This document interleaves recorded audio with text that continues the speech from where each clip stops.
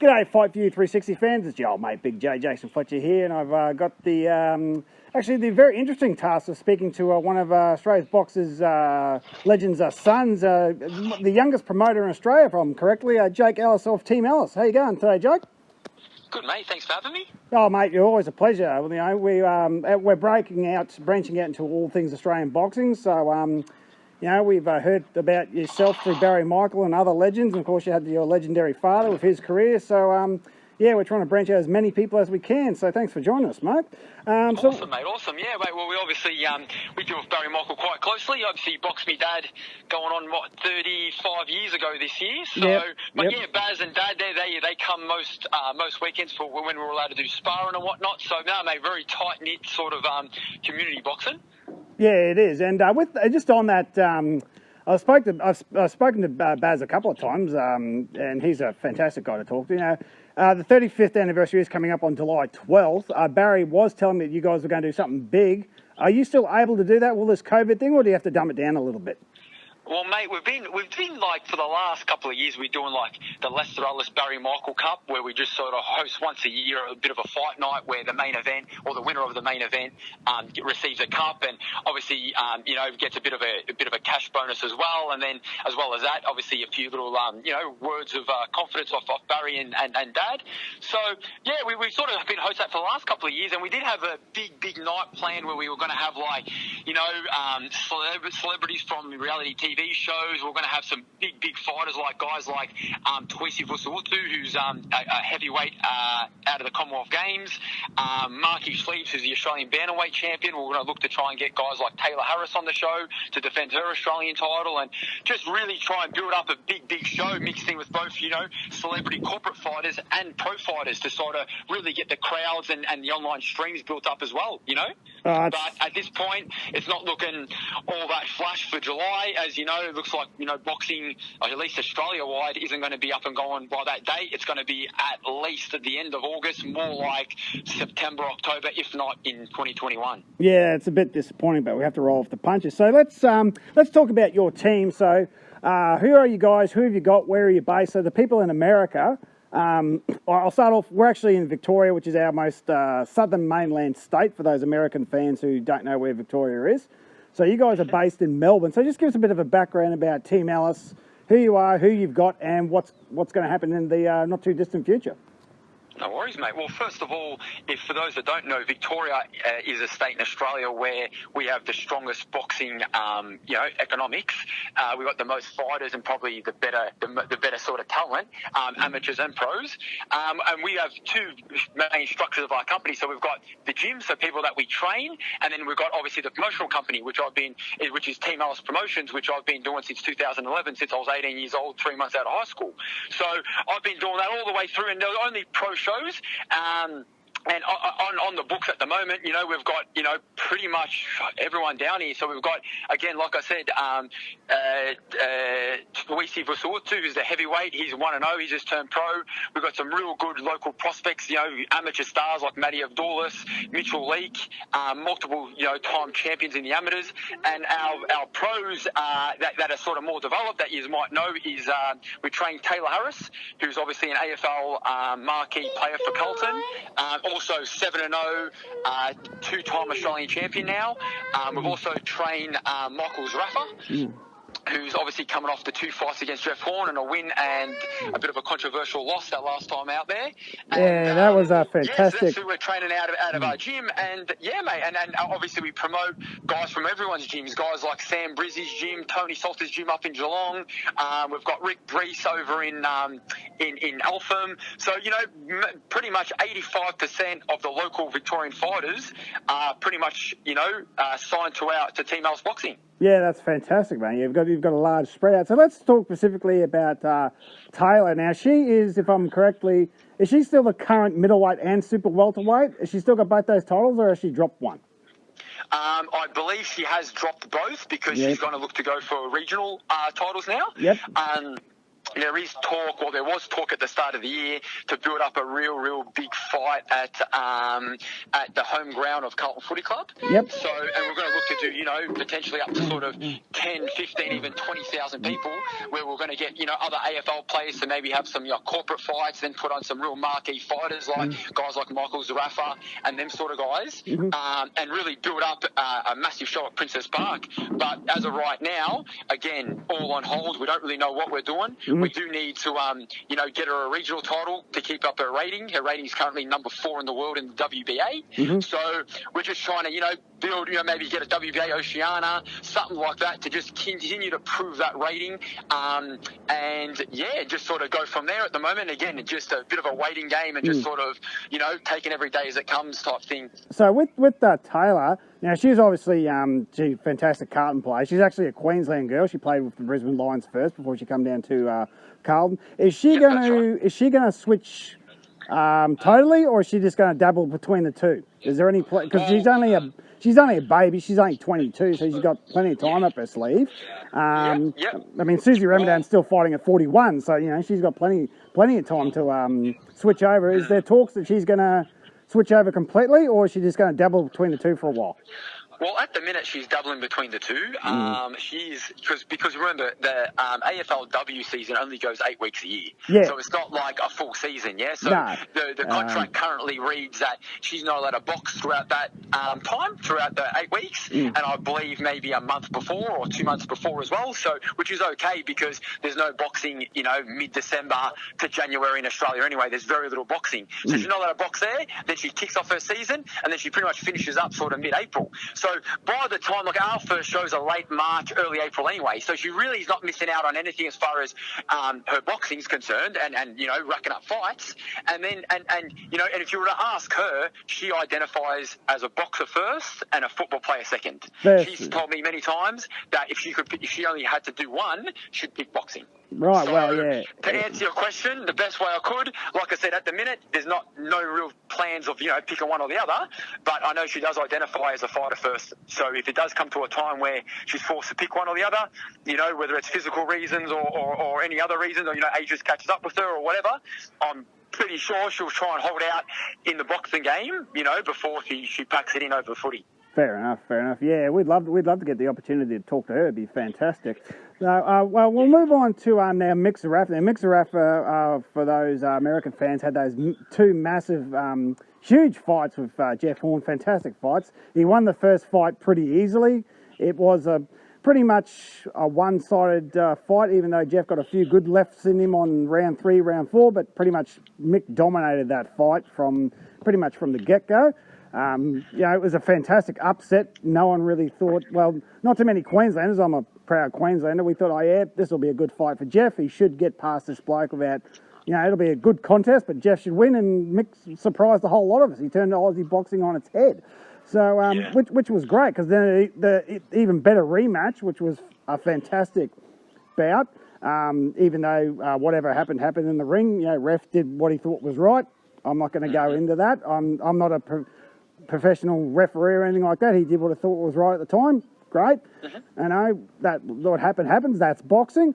But how does Mick actually feel about the rematch, and what's next for him? Because I know that he's going to make some big steps. He took Kell Brook to hell and back. That's been well documented that he gave Kell Brook a hell of a shakedown.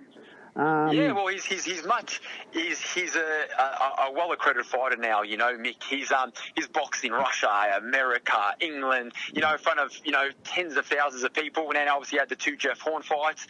And I mean, he's confident, you know, he's very confident in himself. He obviously rates himself, and like the rest of the world, as a world-class fighter.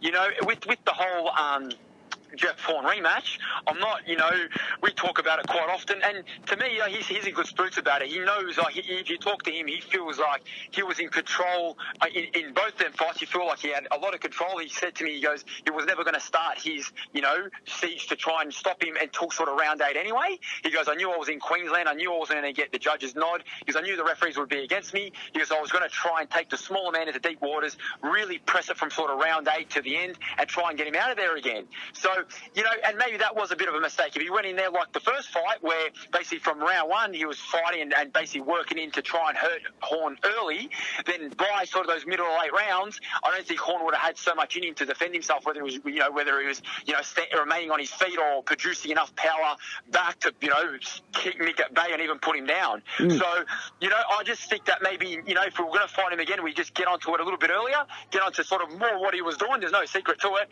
Mick's way bigger, longer, get the jab on him early, start working him hard early, as opposed to come out float and you sort of kill the first few rounds and then sort of start, trying to put him away later. I think, the right game plan was in the first fight. But in saying all that, mate, at the time he had a brilliant coach in Sam Labruna.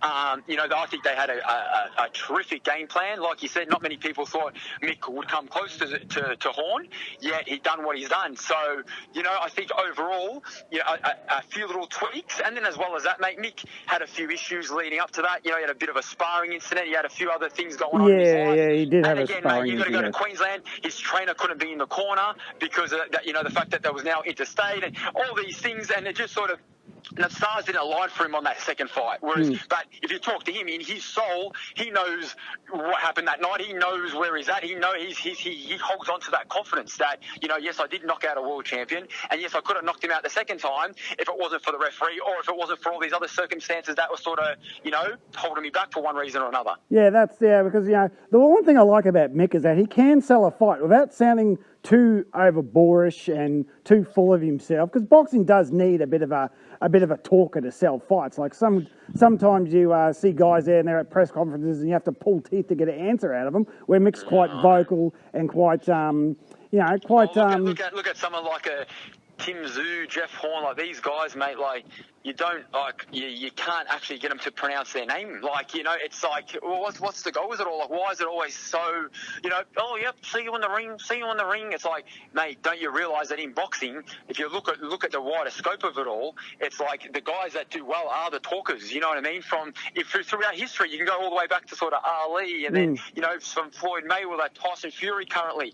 These, real marquee fighters, they're all great with their mouth. They know how to market it. So it's hard where someone like a Tim Tszyu, I guess he's got his second name to sort of ride off and whatnot, so he doesn't have to put in as much effort, but it's look at someone like a Daniel Gill, what a perfect example. World champion over in Germany, blah, all the rest of it. Mate, when we went to Tasmania, my dad hadn't even heard of him. They asked me, who's Daniel Gill? My dad goes, who's Daniel Gill? I've never heard of him.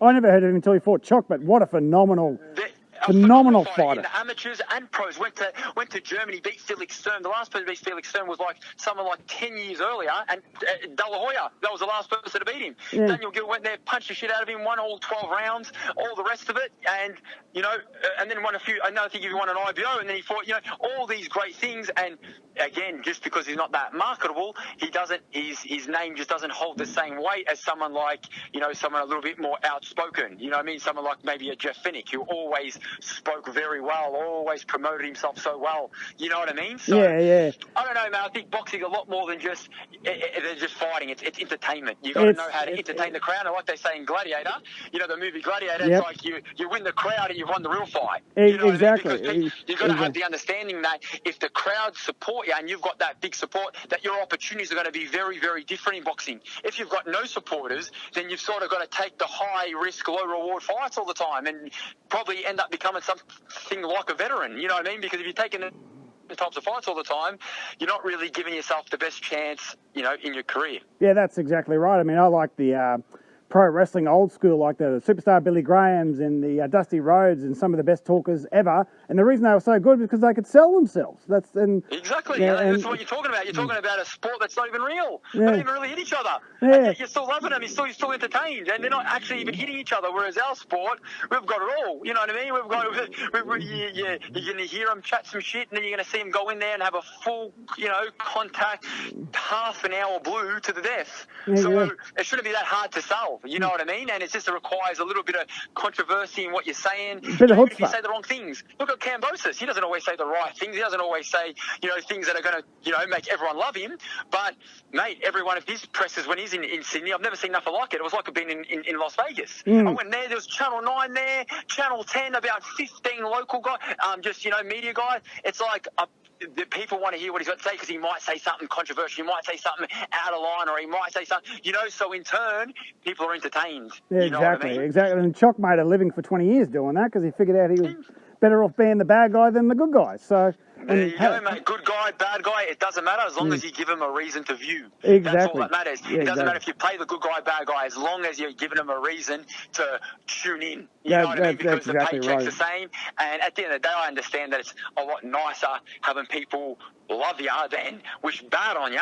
But at the same time, you'd rather someone wish bad on you passionately than not know who you are or be the best kept secret. Exactly, you know what I mean? Exactly. So, exactly. And like you said, Danny Gill was one of the best kept secrets in boxing, but he was one of the best boxers that we've had in the last 30 years. Easy.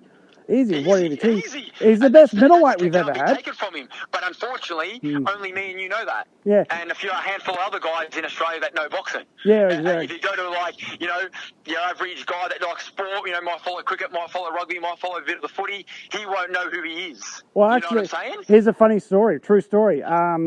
Eddie Maguire's show, what is it? Who Wants to Be a Millionaire? Hotspot. They actually asked that question, what was Danny Gill known for? Not one person got it right. And I'm like, out of how many? Out of six. All of them? Six. All of them. Well, there you go. I mean, how could you not know who Danny... anyway. But it comes back to what we were saying, you know what I mean? Whereas, mate, you might have done some great things, but if you just...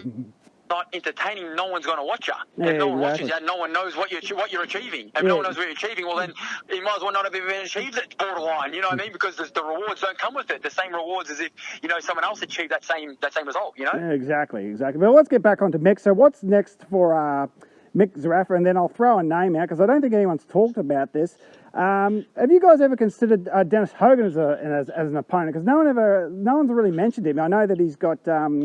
apparently he's got a PBC deal and he's ranked 8th with the WBC. He had that fight with Charlo. Has he ever been mentioned as a potential opponent? Oh, there's always been mentions. I promoted, the late Dwight Ritchie, God rest his soul.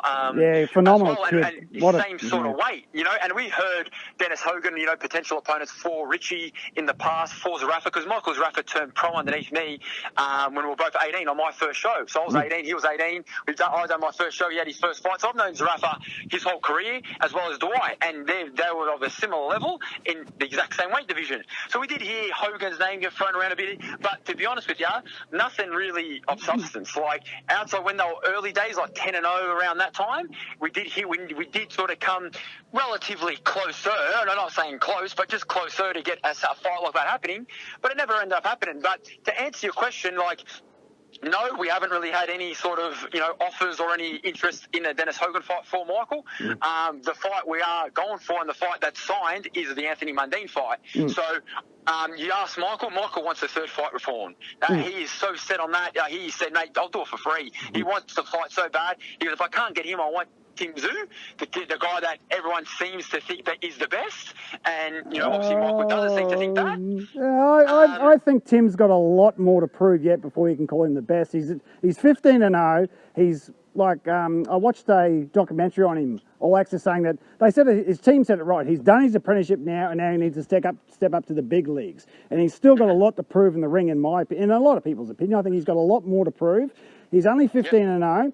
He hasn't fought... But the general consensus is that he's a lot further along than where he should be. So, in regards to, say, for his last name was Smith, and he was 14-0, well, I'll ask anyone, just off the top of your head, try and name 5 fighters that are around that record. You probably can't, 12-0 to 14-0. You probably could have just pulled them right up the top of your head because they don't share that last name. So the general consensus is, he's our next big hope. Jeff Horn, his bagwagon has really dropped off because he's now, had a few losses. I think he's lost 2 out of his last 4. Yep. The mantle of invincibility has fallen off Horn and now has been placed on Tim Tszyu. You know what I'm saying? So, I mean, again, I personally think there's a good chance Horn beats him. I think he's got the style to beat him. He could be a little bit, it depends on where he's at as far as, how shot he is or, how much those last couple of fights took out of him from Crawford to the last Zarafa fight. Yeah. How much has he lost? But I do think he's got the right style to sort of close the gap, roughhouse Tim Tszyu up a little bit. Tim needs that distance to, get that nice time right hand. I do believe he sort of could close the distance and rough him up and probably make something happen there. For sure he could. He's probably a favourite in doing that. But you talk to Michael, he's he, like I said, he wants Horn or Zoo or Horn. He don't really give a shit who it is. But the bottom line is they're fighting each other. So if they're fighting each other, what's that leave Michael with? It leaves Michael very, very, very limited with options, especially now that he's not allowed to travel into the international. We're not allowed to bring anyone international over to fight him. We're really stuck with options. So the natural progression was sort of the Mundine fight. Mundine looks at Michael as someone that, isn't a massive puncher, didn't have a massive amateur career, sort of like Chalk. Isn't a massive puncher? He knocked out Horn. How can you say he's not a massive puncher? He's a great puncher. It's probably because Horn was a welterweight. If you look at Zarafa's fights, he's had, well under half his fights have been by way of knockout. Yeah. So he's not a massive puncher. He's probably got, I don't know, just the top of my head, maybe a 40% knockout ratio thereabouts, maybe even a bit less. So for a middleweight, that's not a massive puncher. You look at someone like a Dwight Ritchie, same thing. I think he had a 20% knockout rate. So when the fighters get a bit older, that's the sort of things I'll look for. They'll look for a guy that's not a big one puncher that can really sort of whack, because the first thing to go in boxing is your chin. You know what I mean? Which we obviously seen in Mundine's last fight. So I think that's why he sort of picked him, because let's be honest, Zarafa didn't pick Mundine. Mundine picked Zarafa. At the end of the day, Mundine has a following much bigger than Michael, coming from the rugby. He's one of the highest paid Australian fighters of all time, or the highest. I think he's the top 30 of all time internationally in the whole world. So obviously he has a fan base of nothing else, compared to no one else. But we got called out. Michael's sitting there scratching his head saying, well, I'm in for the new team. Like, at the end of the day, there's no one else really to fight that can be feasible. And let's make it happen, and that's the difference between like a Mundine and someone like a Hogan, is also the promotional, the contractual agreements also. He is signed with someone that doesn't really, deal with guys like, whereas Mundine, he actually he's fought for Brian Armature many times, so is Michael Zarafa. So it's very easy to make that deal happen, whereas someone like a Hogan, he's signed with another promotional company that's never really fought for Brian or anyone down here. So it's very hard to sort of try and make a fight like that happen unless there's big money involved, and there wouldn't be massive money because no one really knows Dennis Hogan. You know what I'm saying? It's, in regards to not having a stab at him, but I'm saying he's probably got as big of a name, maybe a tad less due to the Horn fights, than Michael. So you put their fights together, there's a massive risk for both them boys, because they're both firing in their heyday and in their peak, and the reward is probably half of Mundine. So how do you sit down and explain to a kid to take a fight 3 times harder for half the money? Yeah, exactly. I mean, we're and as a promoter, would that be me having the fighter's best interest at heart? Would that be me doing my job well, or would that be me living through my ego, or being an egotistical maniac? No, that's I just want to prove we're the best. We don't care. I don't care if he gets brain dead in the process, as long as we beat. It's like, mate, at the end of the day, you got to weigh up that risk and reward every fight you take. That is a fantastic way to break it down, mate. That's actually really good to hear it from a promoter's perspective, because you're the first promoter I've spoken to at the moment, so that explains things a little bit more for the fans to take. It's not as easy as everyone thinks it's easy. It's all risk versus reward, and the dollar signs and all that. So back on the Mundine fight, so that's a done deal. We don't know when it's going to happen. Is there going to be an international telecast for this fight? Is it going to be on Main Event or Epicenter TV? I think that was Mundine's last fight against Thing. And Mick can actually get one up for your dad, because your dad fought him way back in 2002. So yeah, well, Mundine retired me dad, and now I'd love to sort of retire Mundine with a boy that we had from debut. You know what I mean? So that would be. I mean, it's a natural progression of boxing. Yeah. It's a young man's game. Once you sort of have a 4 in front of your age, like, it starts getting very, very hard to keep up with the younger boys. You know what I mean? Yeah. So. But mate. So what was your question? What was the question again in regards to? In regards to the Mundine Zarafa fight, will there be any potential for an international, like an ESPN or like a broadcasted overseas? Yeah, for all that. Yeah, well, I know Epicenter. So if it does get streamed live on Epicenter, which was Mundine's last fight, like you said, that's worldwide. So. 100%. It'd be like a small fee to stream it. I think it's like $19 or $10, somewhere between there.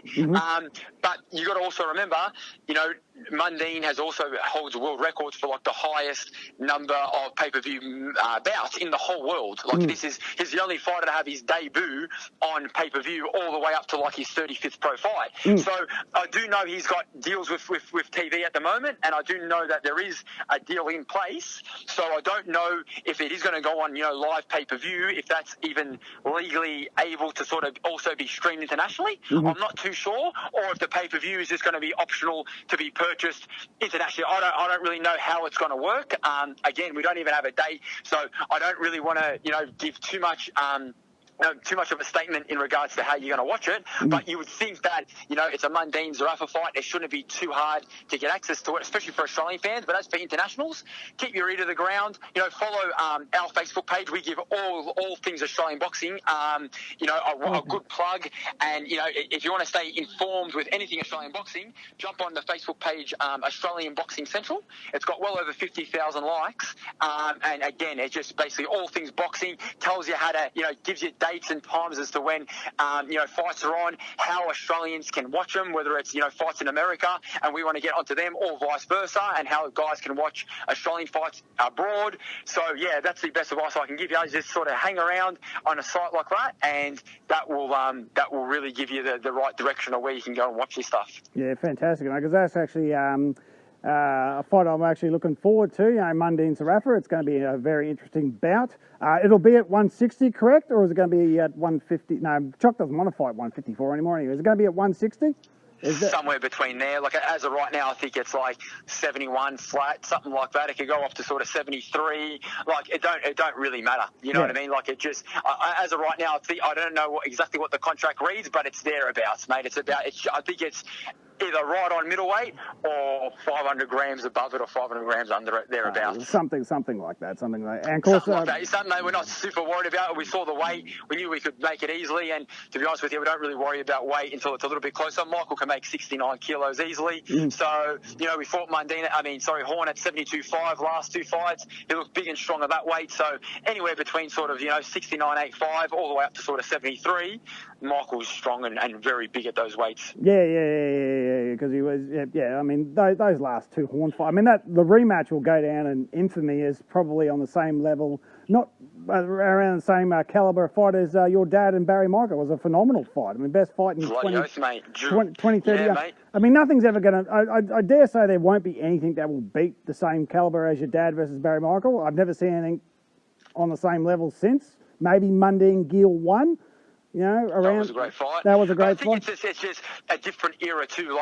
I'm a big fan of guys. Like I say, when you're going to compare fighters, do two things. One, don't go different weight divisions. Don't compare a bantamweight with a heavyweight. That makes no sense. Yeah, exactly. The second thing is, you don't really want to compare eras. Like at the end of the day, you got to remember when Dad boxed Barry. I think that was the last 15 rounder ever fought. So first of all, they're fighting, 15 rounds, not 12. Then you got to consider things like in the 80s, there's different rules. It's a different level of a fight. Like even just to identify fighters, like those days they would identify as fighters. These days they identify as athletes. You know what I mean? They identify as someone that is a little bit more, wants a bit more control over their career. They want a little bit, whereas back in the day, it's almost like if you negotiated who you wanted to fight, you're a cat. If you stayed on your knee till 8, their count of 8, and didn't jump up as soon as you were conscious, you got booed and called a dog from the crowd.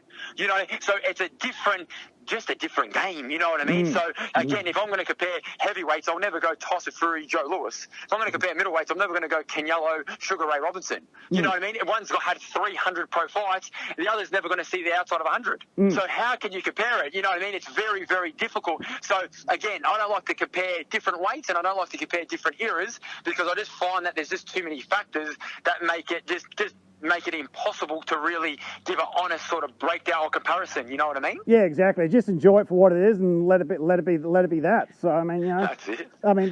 That's the way I look at it. I watched your dad's fight with Barry again the other day, and I'm like, it's just a pleasure to watch. You just can't top that sort of experience. So. It's almost like barbaric poetry emotion or something, it's beautiful. It was a beautiful, beautiful fight, and that left body hook of your father's, that must have hurt. because that was perfect. That was a We perfect. actually learned that from Barry. Yeah, Barry he actually told me that. He that. told me that when I interviewed him. He taught your father how to do that. So fantastic so fight, fantastic battle. Awesome, mate. So just a couple more questions. So as we were speaking before, what do you think the state of Australian boxing is at the moment? Because I did a video with TstreeT the other day on our YouTube channel. We've got, with the exception of maybe 2-3 divisions, a couple we don't compete in because they're too small. I don't think we compete in anything lower than Superfly. We've got a ranked contender in every single division. Australian boxing is doing fantastic at the moment. I mean, over your 10 years, have you seen anything where we've got so many contenders in so many ranked divisions? I mean, some of these guys like Zach Dunn's got a title shot coming up. Blake Capillaro is only if Josh, I can't remember. Away. Yeah, if old mate didn't get, I can't remember I can't pronounce his last name. If Joshua, the British fellow, didn't get sick, he would have had another title shot. Is it Batiste? Batiste, yeah, Joshua Batiste. Yeah, I think that's how you pronounce it. Yeah. Unfortunately, he got sick the week before the fight, and I thought, how crushing for Bright. Yeah, mate. But overall, for the Australian scene in general, like I could give you the breakdown of it. So I started in 2011.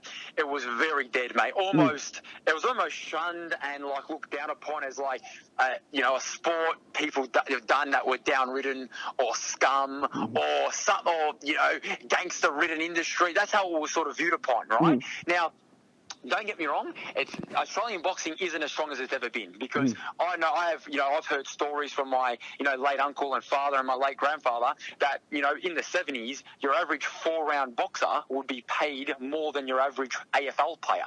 So for those that don't know, your average 4-round boxer is the lowest tier fighter you can be. You can't be any lower than a 4-round fighter. So, but whereas the average lowest tier fighter would earn more than your average middle tier AFL player, which I can tell you now, for especially our American fans, that ain't the case anymore. That is not happening anymore. As a matter of fact, it wouldn't be able to, you couldn't compare it if you could like chalk to cheese comparing them. So it's not as strong as it has ever been. However, in the year 2017, what we found is we had a massive year. It started with Danny Green, Mundine #2. Then it led, so that started things. Then we had, Mayweather versus Conor McGregor, which wasn't necessarily Australian, but it was an international event that stopped the whole world. Australia wasn't an exception.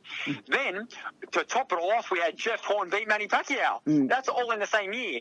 And I could just tell you from memberships to signing up at our boxing gym to ticket sales at our next event, anything. As soon as that happened, everything went up 200%. Everything. So I'm talking guys that are signing up to become pro fighters. Like the pro fight scene, the prospects, there was a massive influx of it because people saw that it was possible and got inspired and whatever. Every day people thought, you know what, boxing might be a great way to start getting fit. So that went. So I'm just saying, from all aspects that I've sort of got my finger on, it just went through the roof. So after 2017, it was almost like boxing now viewed upon in a different light. Matter of fact, I read a study the other day that said boxing is only second to yoga as the most desired way of getting fit in Australia. So the second to yoga, it's like, that's crazy for me to read that because, again, in the late 80s, after we had a heyday in boxing, the government come out very clearly in Australia and said, we will do nothing to promote the sport of boxing as we view it upon it as a blood sport that does nothing to help or progress, civilization, or the society or whatever it may be. So when we got that, what had happened is all the networks shunned us. So it was impossible to us to get any consistent boxing out to the public. So when you've done that, once you sort of cut the networks, yourself, look at this whole coronavirus thing. Media is very, very strong. If you want a message out there, you put it through the right media channels, it'll stop the whole world. You know what I mean? And it can also build sports up or destroy sports. And that's what happened. We got destroyed. But what had happened is, as the years went on and as the 80s turned into the 90s, the 90s into 2000s, and now into sort of modern day, the power of what people want to watch has now gone back in the hands of the people. It's not, you're not forced to watch cricket on a Sunday, footy on a Saturday, forced to watch what they're putting in front of you. What we're finding is that people have the internet, so they can watch what they want to watch. And what are we finding? Yep, just as we always knew, people want to watch boxing more than anything else, or combat sports. Because if you look at it, you ask yourself the question, if you think I'm lying, ask yourself the question that if you were at the schoolyard and you saw the best game of basketball being played, the best game of soccer, best game of footy, or two two spuds punching the shit out of each other in the back corner, which one are you going to go watch? Two spuds. You know what I'm saying? Yeah. And on top of it all, it's well, put it this way: have you ever paid $50 to watch a soccer game? Have you ever paid $50 to watch any other sport? But I guarantee you paid $50 to watch Mayweather's last fight when he fought McGregor. You know what I'm saying? Well, I went to the pub and watched it for free. well, you know what I'm saying. You know what I'm getting at. You know, Yeah, as a matter of fact, yeah, I think that pay-per-view was $100 a pay-per-view. Yeah. And it's the only sport that is allowed to charge. Yeah, No other sport that goes live charges anything. That's Because they want to right. pay it. Yeah, exactly. They'll laugh at it. Matter of fact, I remember when the whole country nearly got into bloody lockdown over the AFL going on to Foxtel. Because, we got to pay a subscription to watch footy. It's like, mate, they wouldn't even want to pay $8 a month. Do you know what I mean? To watch 15 games a week. Whereas if you watch a half-an-hour boxing blue, you pay $100. Yeah, exactly. So it just goes to show you that people have always wanted to watch this sort of stuff. They'll pay more than anything. They'll do whatever they need to do. But if it's shunned from the networks and all we have is a square box called a TV in our house, then it's very hard to promote it. But now that the power's gone back to the people in regards to the internet, YouTube, people can start following it. You know, they don't need necessarily the government's okay. You know what I mean? They don't need the leeway of the government. They can just got the power in their own hands. We are finding that boxing is coming leaps and bounds. So what do you think about the talent pool? My question was more like of the talent pool of Australian boxing. You think that's been at a higher calibre than it ever, like since the heyday of your father and Barry and Jeff and all those guys? No. I reckon it's more the same, maybe a bit less. Like nothing's really jumped out because remember, our amateur system has gone backwards. They're pulling money off our amateurs every day. Yeah, Our own amateurs have to pay to go fight for our country. They need to pay themselves. That's how pathetic it is. But if you want to jump in a pool and swim a lap, the government will pay everything and pay for everything on top. But if you go in there fighting, defending Australia, fight for Australia, having it on your chest and putting your body in and well-being on the line, then they won't do nothing for you. They make your life harder, if anything. So, in turn, our fighters you've seen that translate back to the pros. So, at the end of the day, we have unbelievable hopefuls. I think Andrew Maloney, he's going to go do some crazy stuff on the world scene. I think Cambos is going to belt Lee Selby and go on to do some great things too. If he beats Lomachenko, I don't know if he's going to do that, but I do believe he's going to be a threat on the world stage. Again, Zarafa, I think Taylor Harris is going to be a world champion. And if she does get that title belt around her, she's going to single-handedly bring boxing to another level in this country. Absolutely. So there are a lot of guys, like you said, Blake Capriello, there's Zach Dunn who's got a massive fight coming up. So there are guys, but if you asked me this 10 years ago, I would have had I would have had about 10 people that are in this sort of level where they're good regional, highly rated, but just sort of lack or haven't yet had the opportunity to prove themselves at the next level. And, that's where really the big test, isn't it? So, that's right. I don't think if you ask me, is it a day of where you got Jeff Finnick, Barry Michael, Les Rallis, and then you got second tier guys like Commonwealth champions like Paul Ferrari, Rod Carr, Porky Brook. Mate, no chance that this current level is of that level. It's a factual, impossibility that that's the case, because back then they had half the amount of belts. These days they've got double the amount of belts, and yet they still haven't achieved those high credible belts like they did back in the day. And back in the day, it was 3 times harder to get an opportunity. You know what I mean? So it just I just don't see. I wouldn't be confident saying that the current landscape of Australian boxing is better than it was even 10, 20 years ago, never mind 30 years ago when, I just got through telling you how strong the economy of Australian boxing was back in the 70s and later. Yeah, well, that's fair enough. That's why we ask the questions, mate, because we want the experts' opinions. So, we only go what we see on Box. Reckon when you see a whole bunch of guys on the ratings and every single one of them's Australian, you're like, wow, this is very, very, very, very pleasing. I mean, yes, we don't have the same sort of talent pool we did have 30 years ago, but we're starting to bubble. And if we could get, And I think what's hurt boxing a little bit, mate, if I'm perfectly honest, is the Mayweather effect. That everyone needs to stay undefeated. So what you do is if you jump a box rec, then going off box rec, it looks very neat, it looks very nice. Everyone's building up their record to be 1 trillion and 0. But the problem is, back in the day, you've got to go look at who they're fighting in their 15th fight. My father fought a kid 27-1 IBF world champion, not a vacant title, the actual champion, when he was 19 and 14 and 0. Now you go look at the same level, go look at a kid 14 and 0 and see who's fighting next. Exactly. See if it's anywhere near that, never mind get the nod and win over 15 rounds, not 12. So I just think that, they've mastered how to look good, with the world of Instagram, everyone knows how to look good, but are they really good? I don't know. Like, I definitely know they ain't better than how they used to be. I'd have to agree with that. I think your father, Barry, Jeff, they're all a lot tougher fighters, like hardcore. Like, you know, they did 15 rounds. They did things a lot more harder, and they had to really work for it. As you said, there was only three belts. I'm not saying that the boxing was, you know, I'm just saying boxing was different from then to now. Yeah. And overall, we definitely don't have any, you know, fighters in this country that are world champions. So what's that saying? Back then, they had multiple, and you know, they all sort of fought each other and whatnot. So at the minute, they still got, you know, I hope to get proven wrong, because every time Australia gets a world champion, boxing just gets another hit. So, you know, I'm obviously, the biggest fan of Australian boxing and all the fighters that, you know, defend Australia in the amateurs and pros. But I just, like I said, until we get that good support from our amateur system and in turn out the Australian government, I just think we're going to be, be behind the ball against the other countries like Cuba and Russia, where their boys are going into the Olympic Games with 400-500 fights, and our boys, an experienced boy, might have 80 fights, 60 fights. That's right. So how do we ever compete? Exactly. You know what I mean? And that's what's sort of frustrating more than anything, mate. Yeah. How do you think Justice Hooney's going to go that he's just turned pro at the Olympics? How do you think he'll go?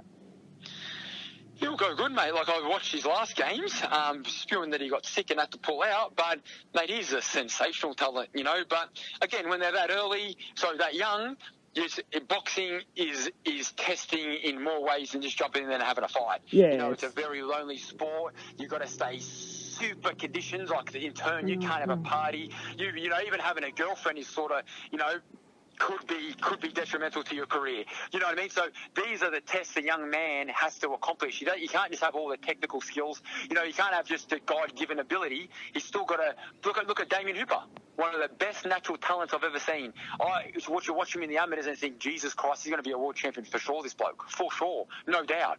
Yet, when he turned pro, turned 18 years old, the tests of adulthood also come in with it, and he didn't pass those tests. So in turn, now he's found himself, you know, whether he's in and out of jail, and put it this way, his career is borderline completely destroyed now, because he wasn't, you know. So again, there's a lot of factors that come into becoming a good boxer, and how you live out the ring is just as important as how you live in the ring to determine whether you're going to be a good fighter or, you know, a great or a world champion or whatever.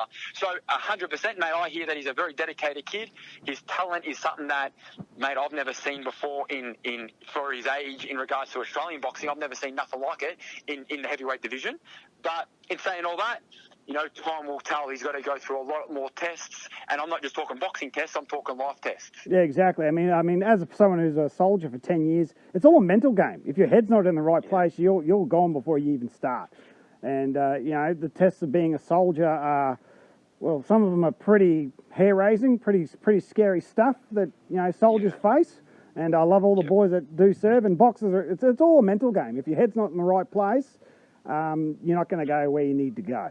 But, mate, 100%. Well, mate, I do appreciate your time. I don't want to take up too much more of your time, because I've got kids screaming at me, but we'll edit that part out. Don't worry about that.